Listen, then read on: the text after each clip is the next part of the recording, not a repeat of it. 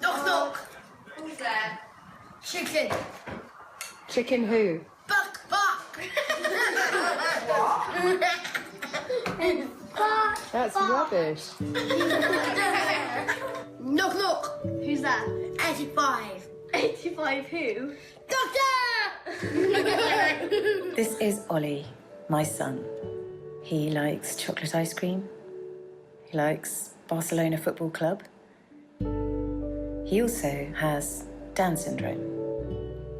When Ollie was diagnosed 11 years ago, I never could have imagined that our family was going to end up looking like this. Or like this. Or like this.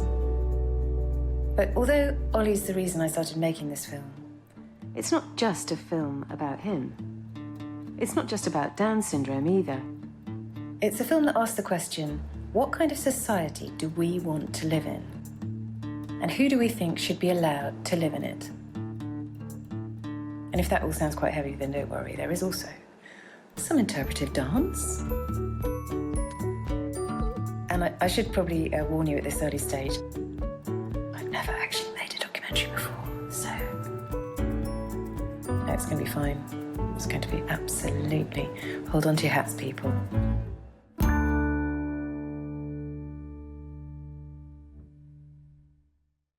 Happy birthday! Oh, Ollie! Happy birthday!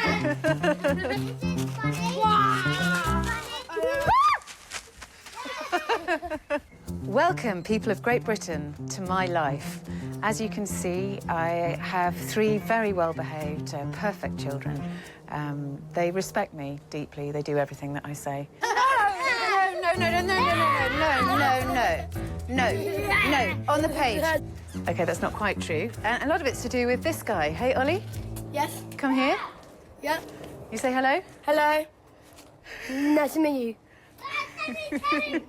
Shake hands. No, Ollie. Ollie. Yeah, I'm not going to lie to you. Living with Ollie does present some challenges. But, you know, I go to work, I go to a sitcom, and I'm surrounded by mayhem. So I'm kind of used to it. Pose time. Oh! Oh! No! Oh! Tom! No! Oh! Oh! Amazingly, I'm not the only one who thinks this isn't a disaster. A majority of people with a Down syndrome family member are really happy with their lot. I was expecting tragedy, but I got comedy. And that, my friends, is where our story begins. Hey, guys! OK, to be more precise, it's here where our story actually begins. Every year, around 500,000 pregnant women come to a place like this to see their baby for the first time. Is the heart beating there?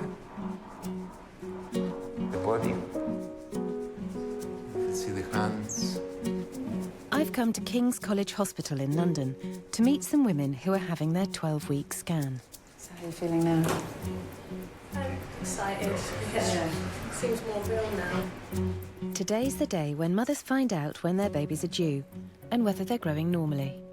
Hi. It's also the day when doctors first test your baby for Down syndrome. How old are you now? I'm 40. You're given a probability that's calculated by measuring the baby and the hormone levels in your blood. It's a bit like gambling odds, and getting bad odds is seen as devastating news. The white line shows that as a woman gets older, her chances go up. Because you're now 40, when you came in the room, your risk was up there. From the measurements that you have taken, your risk has gone down from 1 in 69 to 1 in 301. Okay. This is so far. The odds went down, didn't they? Yeah, they did, yeah. I'm a geriatric mum, as they call it, so I want to be sure. Yeah. I want to have all bases covered. I will leave you. Thank you. But thank you very much. Very nice meeting you. Thank you. Okay.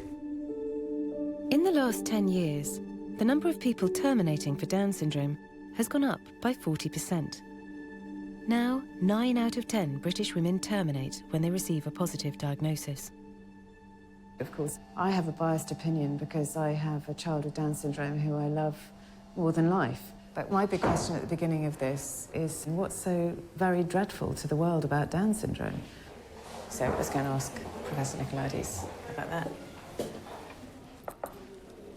Professor Nicolaides is a fetal medicine expert and has been developing more effective screening tests for the last 25 years.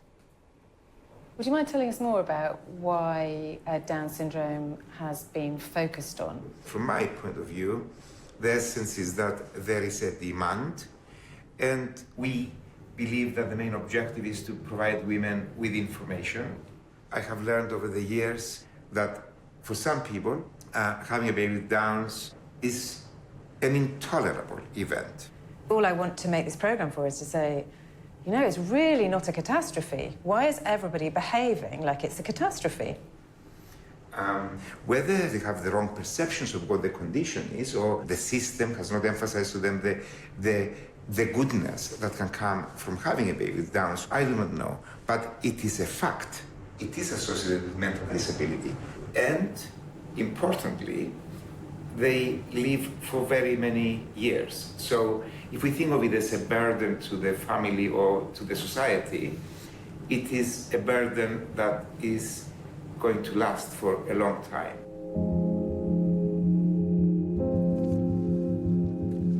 A burden that lasts for a long time? That's not exactly how I see Ollie.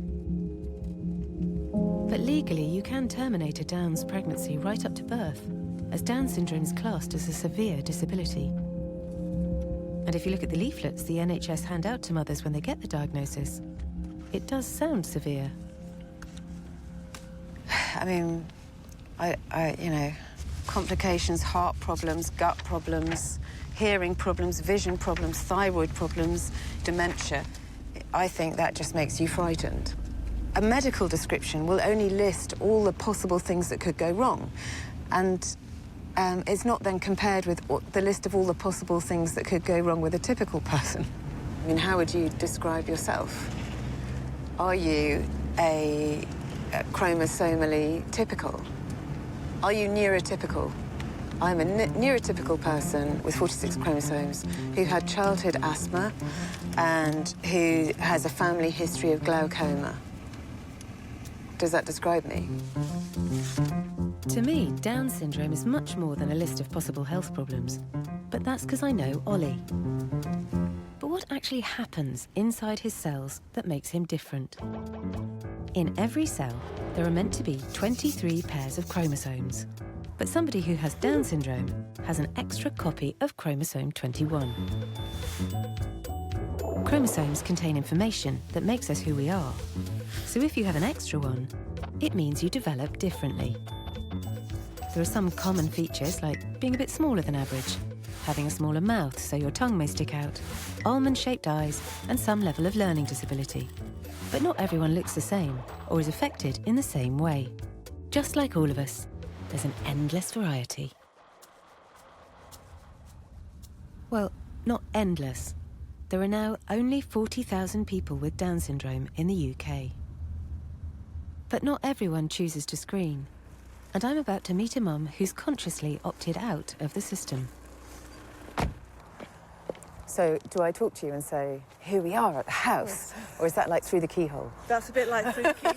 We're just going to go off, like, Onut Trail. Onut Trail, OK.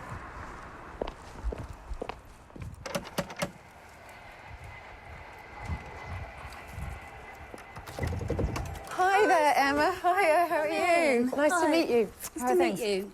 Come on through. So I can't help noticing that you're pregnant. How many weeks are you? 28 and a half weeks. 28 and a half weeks. The GP told me they'll want to screen me nice and early to make sure this baby doesn't also have it. How are you? It's different for everybody. For me, I don't feel like the screening would really tell me that much. I have experience of having a child with Down syndrome. So I did ask right at the beginning for my midwife to put on my medical records that I've declined screening and I don't want it to be discussed again. I went in to see a consultant at the hospital and straight away, first question, what are you doing about screening? So I said, well, actually, I've asked for it to be put on my notes that I don't want to discuss it anymore. And she said, yes, I did see that, but I wanted to talk to you about it anyway. It's hurtful. You know, I love Scarlett. She's amazing. Why wouldn't I want another child exactly like her? I hate the word screening. I know. I chose to have the tests, but I just thought best to be prepared so that then I've got the right teat in and I've got a hospital expressor and all of those things. Now, because I know the attitude of the medical profession, if this baby does have Down syndrome, almost to protect ourselves, I don't want them to know that, so that they can't then... Oh, that's so interesting. You are choosing not to know, not because you would do anything with that information, but to protect yourself from the doctors. Yes. Who you feel would harass you. It totally comes from their really lack of understanding of what it's actually like to have a child with Down syndrome. Yeah. Yes. Obviously, not all doctors are like that. But it's a bit worrying if there are some mothers feeling pressure from medics to change their minds.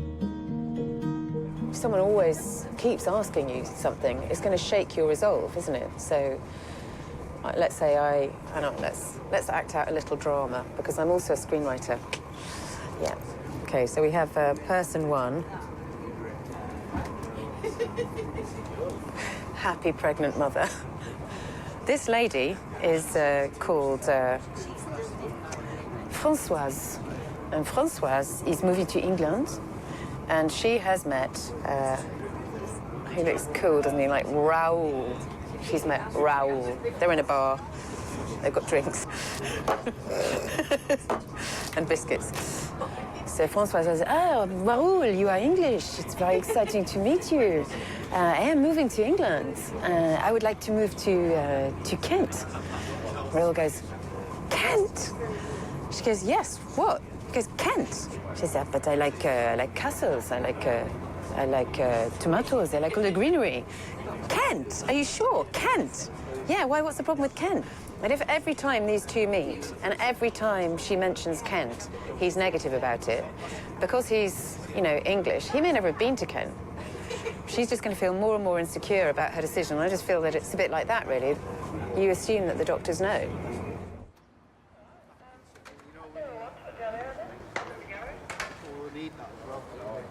The grand irony, of course, is that all this focus on screening is happening when people with Down syndrome are achieving more than ever before. This is a whole pretend street. Yeah, what's up, mate? Britain's most famous pretend street, Coronation Street. And I'm here to meet Liam Bairstow, who's an actor with Down syndrome, who's just landed a 6-month contract, and they're just filming over there, so I might be quiet. Okay, here we go then, guys. Stand by, please. And action. You're right. She's lost her mind. She's fallen for a Scotsman and she's heading for the Highlands. I'll buy you a drink. Make it a large one. Let's get drunk. No need for that. And we cut there. That's great. Well done, you chaps. Cheers, Liam. Good luck. Thank you very much, mate. See you soon. Thank you, hon. Cheers. Your family must be very proud. Every time I watch Coronation Street with my mum, she can't stop crying. It's like every single time I'm on TV, she embarrasses me, like saying, oh, look at my baby son. I'm like, Mum, will you pack it in? Do you feel that people see you with Down syndrome first, or they see you as an actor first? They see me as an actor. And how's it going? Really well. Fantastic. Do you love it? I love it here. Part of my dream is getting like an award. Yeah. And probably get a girlfriend out of it and all. Which would be decent enough. That's all I want, really. An award and a girlfriend. Yeah. That's all I want, really. Just like Leonardo DiCaprio. The opportunities that Liam now has are no accident. They've been hard-won. People with Down syndrome weren't even allowed to go to school until 1970, and not allowed in mainstream school until 1981. Today, Ollie and I are meeting one of the people who helped pave the way for this to happen. We're going to meet Sue Buckley, who is... her name may not mean anything to you, but she is actually a giant in the field of Down syndrome, not just in the UK, but globally. She's done so much to change the lives of people with Down syndrome. And Ollie's not that excited currently because it's about 5 in the morning. But, well, you know, for me it's a big day. Professor Sue Buckley has been pioneering teaching methods for children with Down syndrome since the 70s. Mum's a fun treat. It's a fun treat, is it? Her research has led to a UK-wide network of speech and language classes being set up. Classes like the one Ollie and I are going to today. Hi there. Hello, Ollie. Nice to meet you. Right, and lovely to meet you too. My name's Sue. Hello, Sue. So I've got one for you, one for you, one for you. Would you like one? Yes. Oh, there you go. What we've learned is it's a profile of strengths and weaknesses. The simple message is learning from listening is difficult. We have strengths as visual learners. And just applying that has made a big difference. Okay, let's do this, baby. Ready? Yes, go. Elma.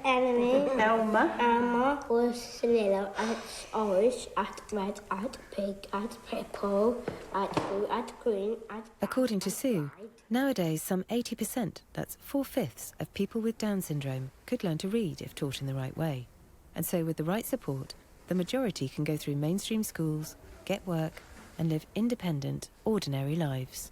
So, I mean, that leads us on to the question of screening. Do you have any view on the national screening programme? We don't believe that a diagnosis of Down syndrome should be a reason for termination.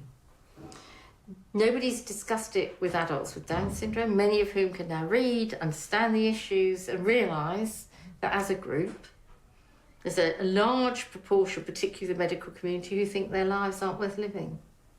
But there was never and has never been a public ethical debate. Because I think there definitely ought to be a debate.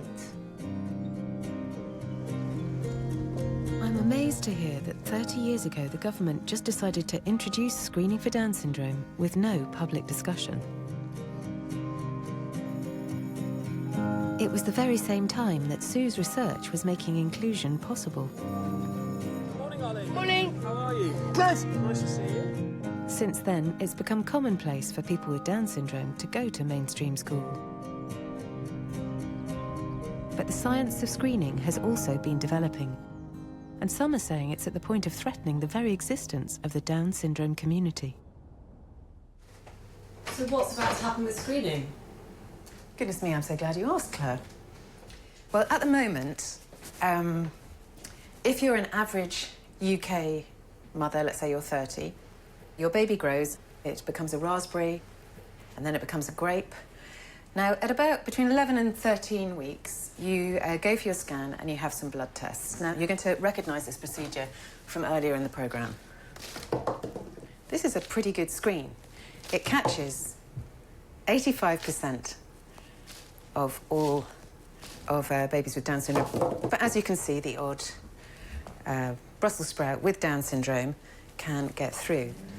The only way of knowing for sure whether or not your baby has Down syndrome is to have an invasive diagnostic test, which would happen somewhere between pear and grapefruit. And so here's one I prepared earlier.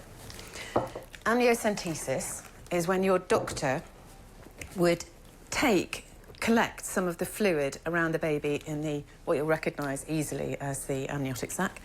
Obviously, there is always the fear that that little pear in there will be harmed. But now, there has been an amazing scientific breakthrough. This sieve represents non-invasive prenatal testing. It can tell whether your baby has Down syndrome with 99% accuracy as early as here. So, what this is going to mean is that more and more women are going to know that the baby they're carrying has Down syndrome in pregnancy. And if we remember that most women who know for sure terminate, presumably this is going to mean far fewer babies with Down syndrome being born. In the UK, this new non-invasive test is being developed by Lynn Chitty at Great Ormond Street. She's Britain's only Professor of Genetics and Fetal Medicine. I need to hear her take on the possible consequences of this new test. My lines, I'm learning my lines. How has this new screening test come about and why? Did better than that. How has this new screening test come about and why? No, that's too much. How has this new screening test come about and why? That's better. The statistics for termination rates are complicated and disputed by both sides of the debate. But since the new test has been available in the private sector, the Department of Health has reported that termination rates for Down syndrome have gone up by almost a quarter. Professor Chitty is proposing that this new test be rolled out on the NHS. She's done a study and presented her research to the National Screening Committee, who will announce their decision in the next few days. Hello there. Okay. I'm Sally. And I'm Lynn Chitty. Hello, very nice to meet you. This is the high-seq. Oh, right. So this is the machine which sequences the DNA. We have developed this test ourselves, so this is not one of the commercial companies doing it. We did that as part of the study to show that it could be done in an NHS laboratory, that it didn't have to be sent to America or wherever to be tested. And the accuracy at the moment is, what is it, 97, 98, 99? What's the accuracy? It's about 99. It will detect about 99% of all cases. From the outside, to me, it seems like there's no distinction being made between Down syndrome and a disease. Whereas to me, Down syndrome is a type of person. So you wouldn't screen out, I don't know. Can I just stop you there? Yes. Because you just used the word screen out. Yes. I do not think that we are screening out. Right. On the contrary, I really do not think we're going to be screening out Down syndrome. And I find it quite distressing. I mean, I had a journalist phone me up and said, you're going to annihilate Downs. Well, I don't think that's going to happen. So, well, explain to me why that isn't going to happen then, because the figures say the opposite, don't they, at the moment? So it seems that there's... Well, you see, the trouble is everybody's looking at hypothetical scenarios. Right. They're looking at what-if situations. So one of the reasons why we did our study was because we needed to stop the what-ifs and actually look at what does happen in practice when you give women the option. So we found there was a lot of women who are actually using the NIPT test to find out whether the baby's got Down syndrome, inform themselves and carry on with the pregnancy. If you look at our statistics, small numbers, it will not significantly change the live birth rate. So I don't think you can say that at the moment. I think you have to wait and see what happens. It's quite a high cost.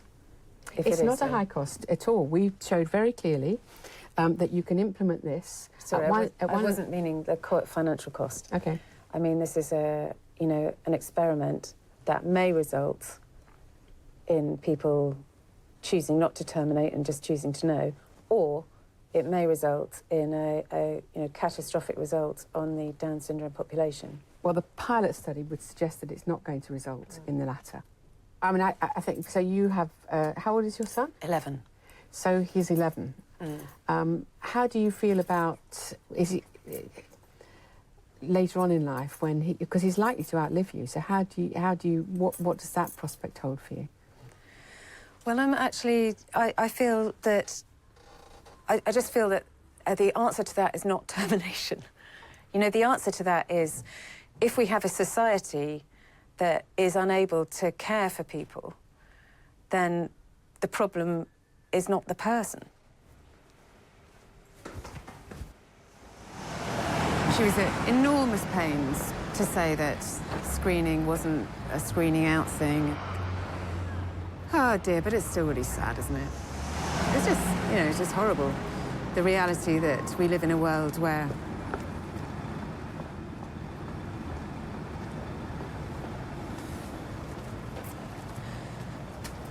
I don't know, I sort of feel like people with Down syndrome are a type of person. It doesn't feel like it, it's not a disease. And the type of person that Ollie is, but not just Ollie, the type of characteristics that these people share are so benign. I feel like you read encounters of Western explorers and the dodo, where this kind, nice, curious bird comes up and then just gets wiped out. And through not being suspicious enough or violent enough. But yeah, anyway.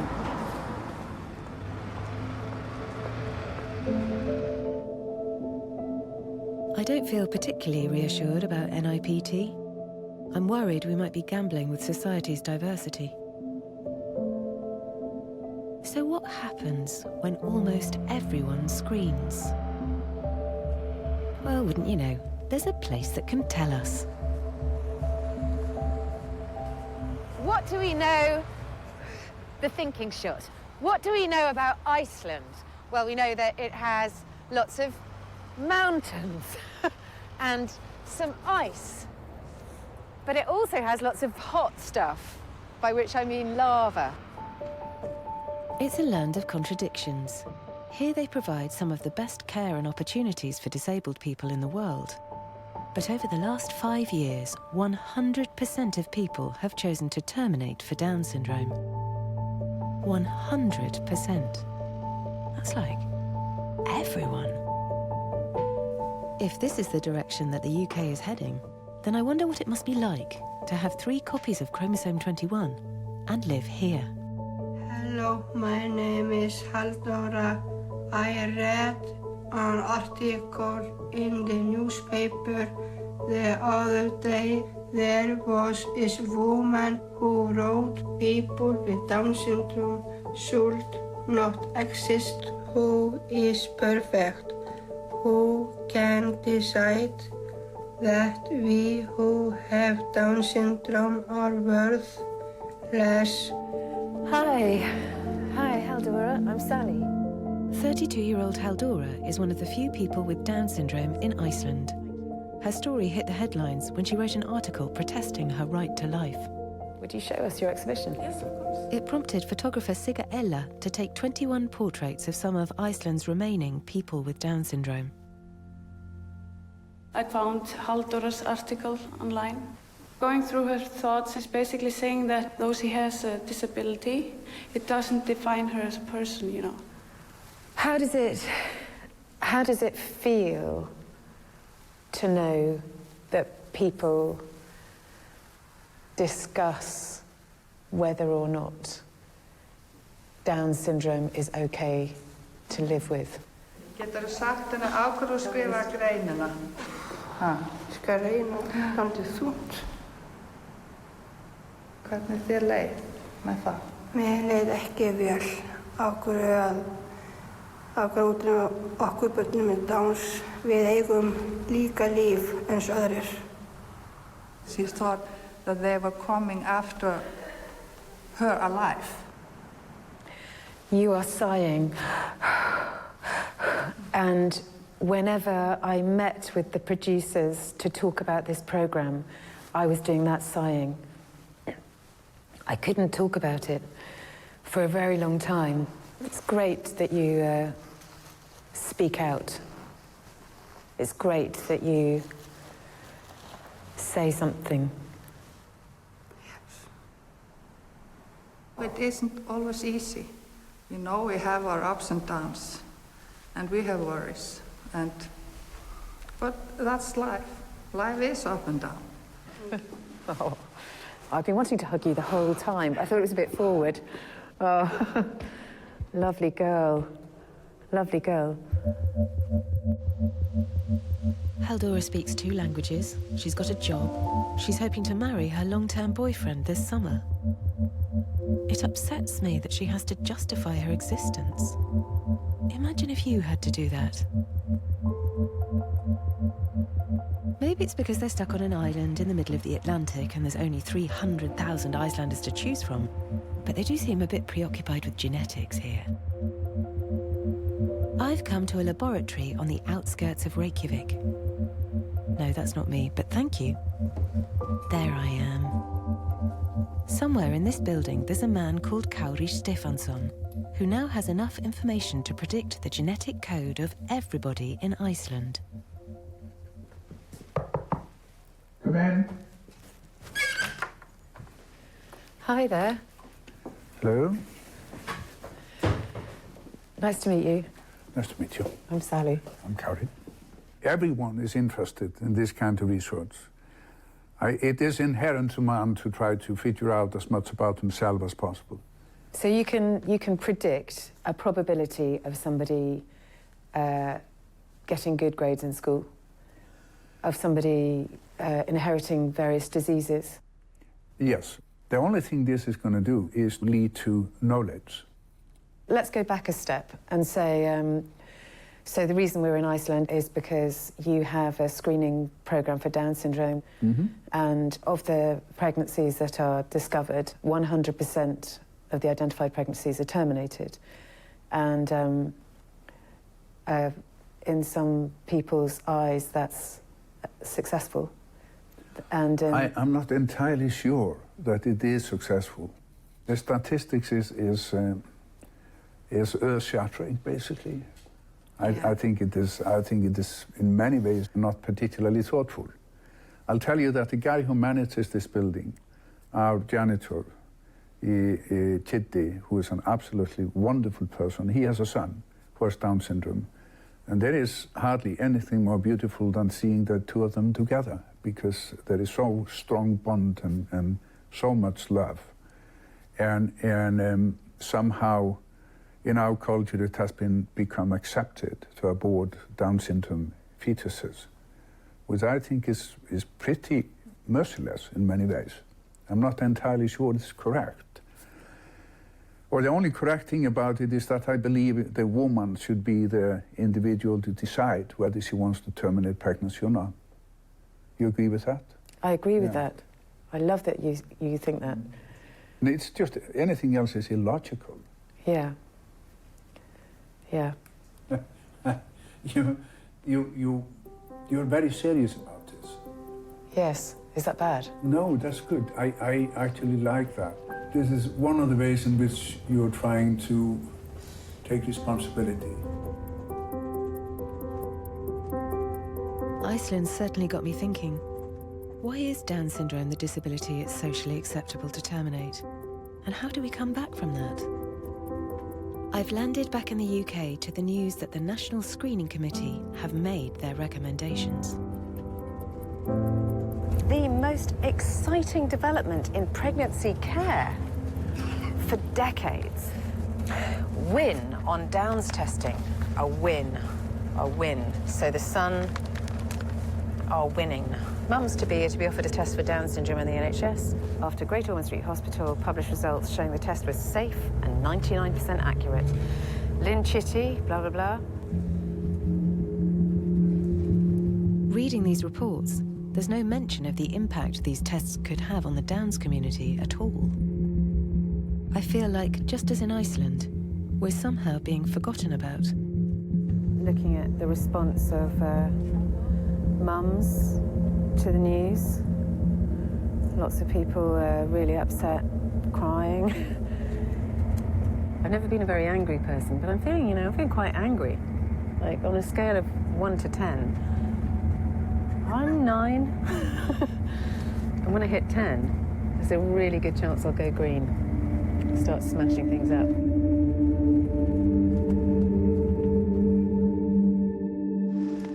The new non-invasive prenatal test was announced to be rolled out last week, lauded by clumsy media as a great step towards eradicating this debilitating condition. We must attend, more importantly than ever, to our use of language. With the decision on NIPT made, I've come to hear a woman who's been invited to talk to the NHS directly. Hi, Hayley. Nice to meet you. Hi, Natty. Hayley Goleniowska has heard hundreds of stories about how Down's diagnoses are delivered through her blog called Down's Side Up. She started writing it to share her positive experiences of living with her daughter Natty. Post it. That's so hilarious. Thank you. We didn't have an antenatal diagnosis, but I know how fearful I was of Down syndrome when I was pregnant, and if I had trusted the medical professionals, I really don't know what I would have done. I don't know if I'd be sitting here today. Your words count, and the thoughts and beliefs behind them count too.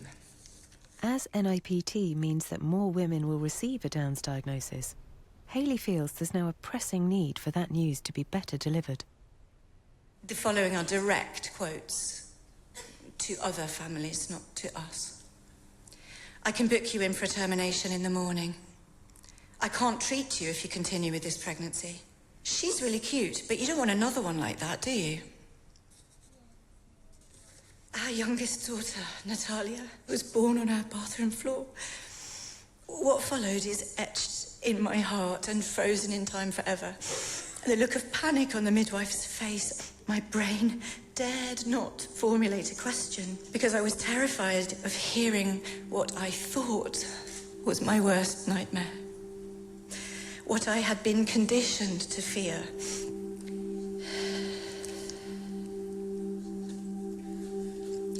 Our community midwife wept. And there was no need to be sorry.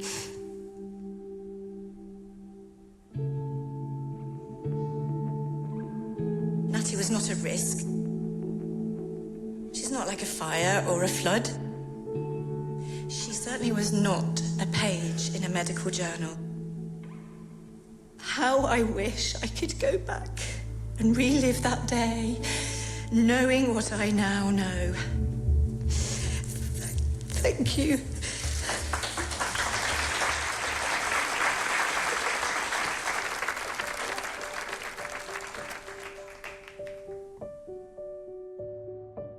Well, that certainly had an impact. Hayley had the entire room of midwives and nurses in tears. And me. It took me back to when Ollie was born.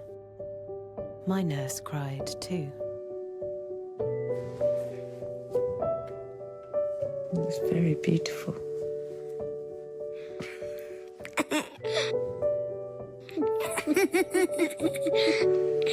It wasn't until 10 days after Ollie was born that we got our diagnosis. Ollie? Yes. I love being your mummy. Meh. But I've spoken to other mothers, and whenever it happens, before or after birth, the feeling of shock is pretty universal. What Hayley's made me realise is that it's such a sensitive time too. How that news is delivered to you, and crucially what information is given, must have a bearing on what women decide to do next.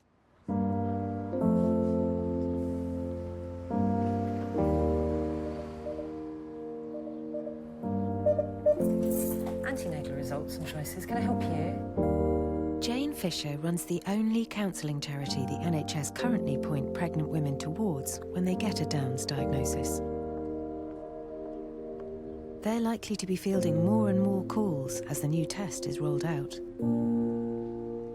How educated are your helpline counsellors about Down syndrome?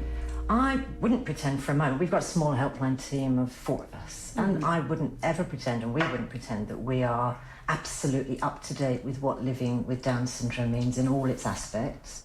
So let's say to you, I'm worried about how the learning disability is going to affect this baby. What do you then say to me? Well, we're not going to say you'll be able to cope. We'll say, well, how worried are you? Do you feel you could continue the pregnancy and deal with that? Can you deal with that level of uncertainty, or do you feel you need to end There's a gap there in the logic, isn't there? So if I say I'm worried about the learning difficulty, you go straight to termination from that.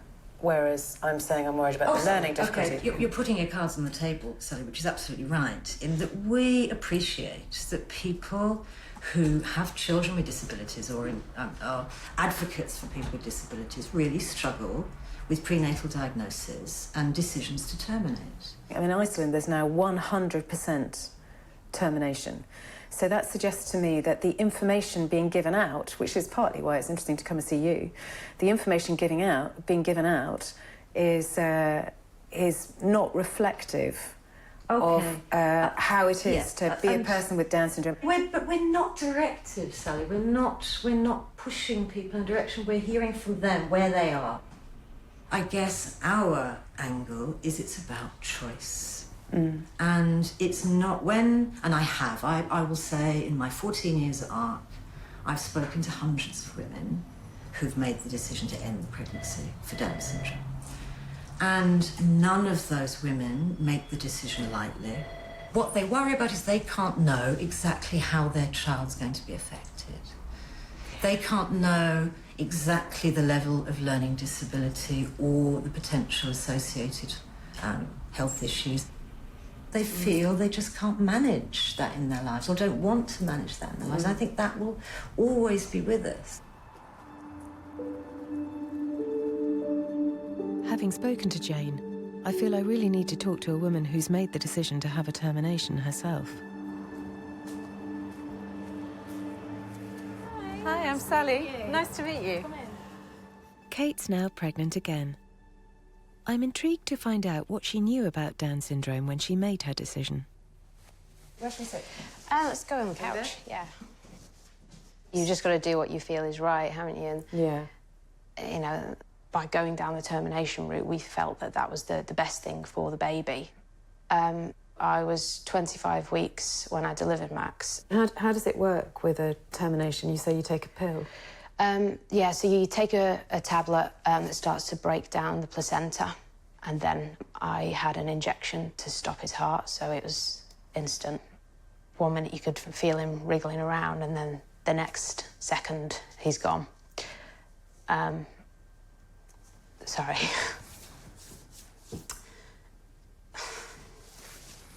Got me too. Got me too. It's not an easy subject to discuss, goodness me. You're incredibly brave to discuss it. Do you feel that you had an informed choice about this? You had as much information as you needed? Yeah, rather than the clinical research and a doctor saying this is what it'll look like. What I was more interested in was family stories, so we looked at clips on YouTube and read news articles and things like that. There were blogs by mums and stuff.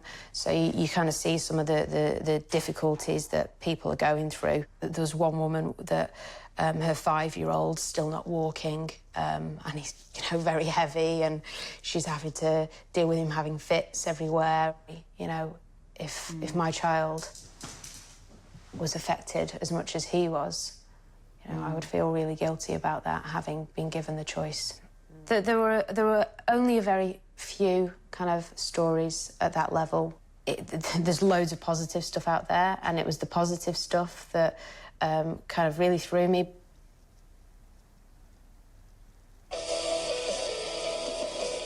Chelsea's won several titles, including winning the Special Olympics National Championship title 4 times and the International Down Syndrome Foundation World Championships title. Chelsea started practicing 16 hours a week. I think she just puts in that much more work to get where she needs to be. I'm walking. So I wonder if we have very different reactions to that. Probably. Yeah. Yeah. You think that's... See, it's very inspirational, and she should be, like, so proud of herself. She's worked so hard to get there, but it was that kind of made me realise how much harder they have to work to kind of reach their goals. That's not what I want for my son. Even the best-case scenario isn't potentially what I want for my son. And, you know, I don't... Do you mind if I ask you the really difficult question? Go on. So you think her life would have been better not happening? No, not at all. I believe it's every parent's choice to decide what's right for their child. I don't believe it's wrong to bring Down syndrome children into the world. She's got a great quality of life. She's loving life. You know, she's at the top of her game. No, I don't believe that's wrong at all. It's just not what I would want for my child. She's a reasonable woman, and she's right. She's right that the choice is hers. She's right that the choice is hers. She's right that opportunities for people with Down syndrome are limited. She's right that bringing up a child with Down syndrome requires more effort and more engagement. But I think she's wrong that an increase in choice means greater happiness, because I don't think it does. And I think if you want a happy child, you can guarantee you're having a child that's predisposed to happiness. So anyway, that was what I'm saying to you, Claire, is that I found that much harder than I was anticipating. And yeah, I'd like to go home now.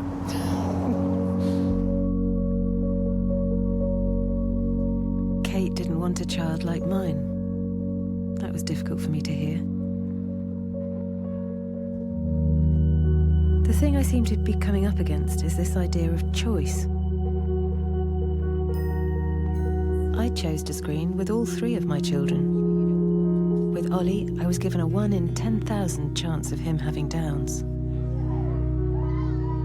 But back then, if you'd asked me whether I could cope with a child with a disability, I'm not sure whether I would have said yes. Now I'd say that having him in my life has changed me and my family for the better. And that makes me question whether choice is always the wonderful thing it's cracked up to be.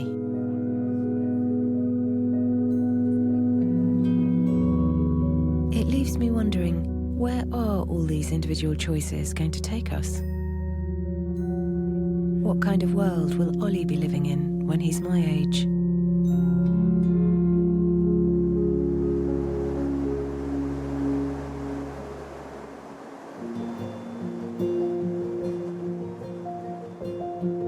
From what I understand, the new Downs test, NIPT, is just one small corner in a huge new field of genetics. So to find out where exactly the science of screening is up to, I've come to the world's biotech hub, California. The double helix. They really love DNA here. Just as in Iceland, it turns out things here are moving much faster than I realized.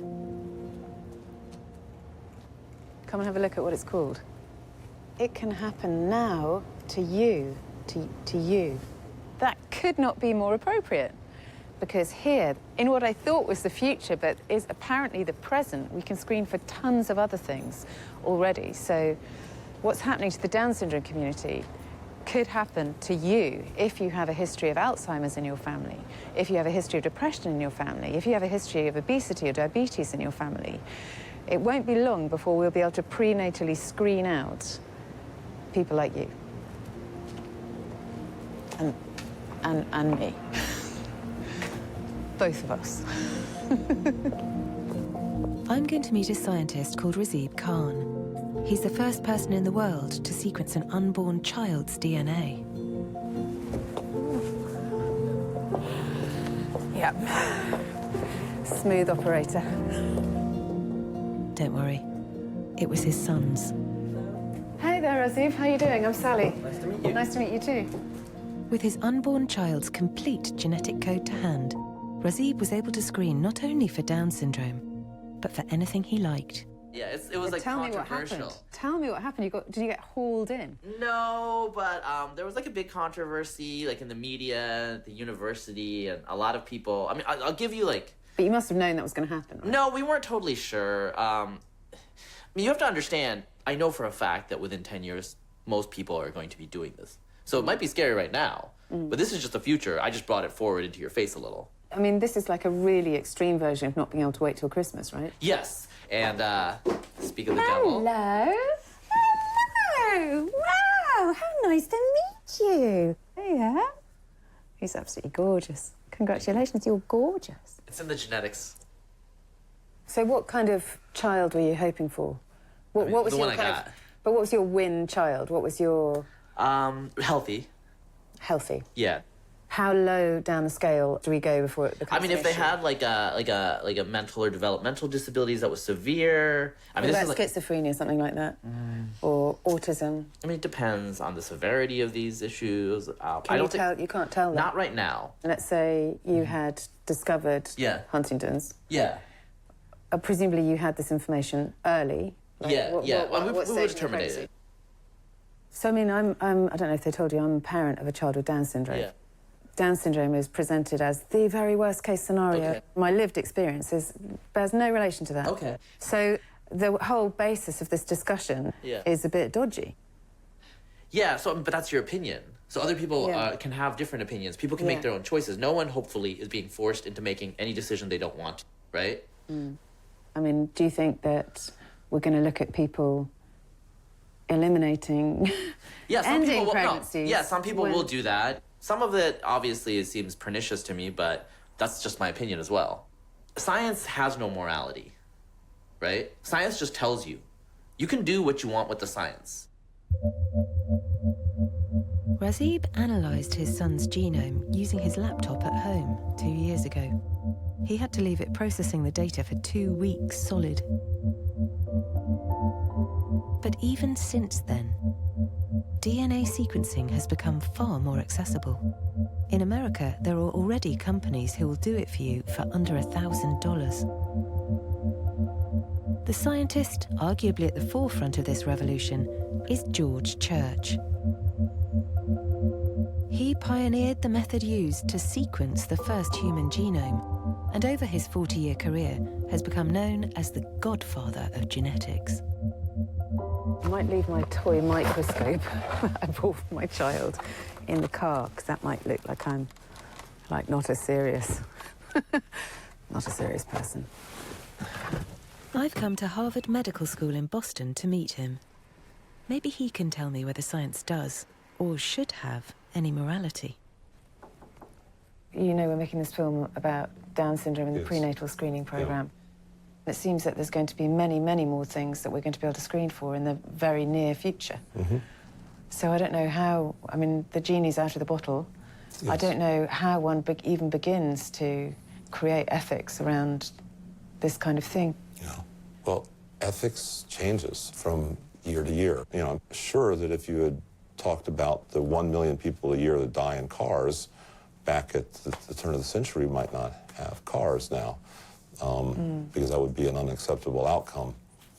With Down syndrome, I don't think it's so much of genie being out of the bag as just parents who exert their will. And that depends on what they see on television. In other words, if they see lots of happy family with Down syndrome kids, then they might say, hey, I want that. But I think that if anything, it goes the opposite direction. People will not only choose the way their child will be, but when the child grows up, the child will change themselves genetically. And it's unlikely that a child will say, hey, I'd like to be a Down syndrome kid.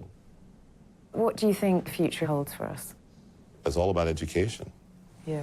It's not the technology that's the problem. No. It's the societal pressures and the market forces that are at work. Yes. If you want to instill certain values, spread the word that these are actually valuable members of society, valuable in a very broad sense. I'm here today not only to make a case for Down syndrome, but to spread the idea that all lives matter. Actually, I've made contact with a person who's already been telling the world just how valuable life with Down syndrome is. It is not a disease. You can't catch it from anyone. It is just something that happens. Her name is Karen Gaffney, and she's the world's best-known advocate for people with Down syndrome.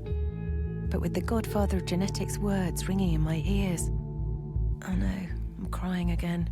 There's just more riding on this meeting than I thought. It feels that, like, even if this particular encounter isn't life and death is hanging around in the air. You know, that maybe there'll be someone who watches this program who decides to have a baby they wouldn't otherwise have had, or maybe there'll be someone who watches this program who might have had the baby and decides they won't. It all just... I've got an overactive imagination, basically. Karen and her mum Barbara have agreed to meet me before I leave Boston. Hi. Sorry, I'm staring out the window. Hi there. Hi. Nice to meet you. I'm Sally. Hi, Sally. I'm Barb. Hi, Barb. Hi. Hi there. How are you, Karen? How's your son? How are you doing? Oh, thank you. Thank you. He's doing all right. You've swum the channel. Yes, I have. That must have been horrible. Yes. Yeah. And have you had good response from that TED Talk? I have, yeah. Yeah. I mean, I can't see how anyone could watch it and keep very bigoted ideas of Down syndrome. You had done such an amazing job. I think she was able to change minds. Change minds and change hearts and just at least get people to question. Yeah. When did you realise you had Down syndrome? Do you remember what age you were, or...? I think I was between 6 and 7 years old when my mom told me I had Down syndrome. Yeah. And how it just takes me longer to learn things than it does other people. Because I wasn't quite sure whether to tell Ollie or not, or whether to tell his brothers. And I started off thinking, well, I just want it to be normal, so we'll tell them. And then my husband said recently to the youngest, who's 4, he said, Ollie just finds it difficult to understand sometimes and he gets angry. And the little one said, like you, Dad. That's great. And it's like, yeah, you know, we all find it difficult to understand sometimes and we all get angry sometimes. And this is what humanity is all about. Yeah. They're blended into the fabric. Yes. They're all part of the fabric of humanity, not separate. And I think that's what we need to see. I think Barbara's dead right. Of course, not everyone with Down syndrome is as high achieving as her daughter, but they're all people. They're all part of the fabric of humanity. The thing to do now is to show that. And that is why I have decided, in my immense wisdom, that we should put on a Down syndrome flash mob in central London. Yeah. What could possibly go wrong? Anyone free next Saturday? And able to dance? Actually, dancing ability, not crucial. You came! Thanks so much for coming. I'm terrible at it. I'm going to be much worse than all of you guys.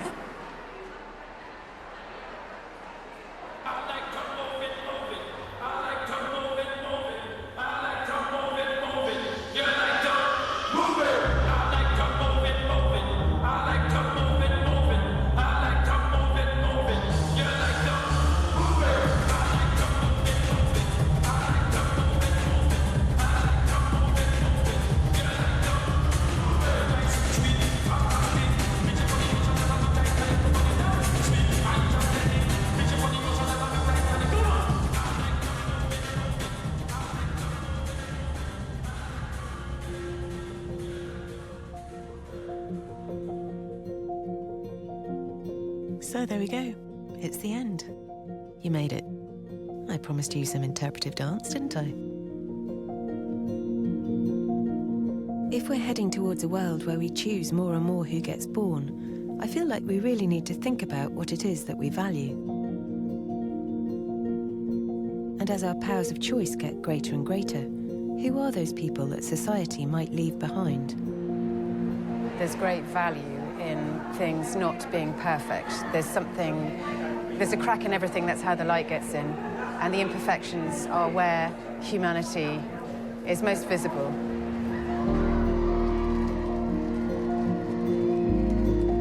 I guess I'll leave you with that thought. Something to chew on anyway.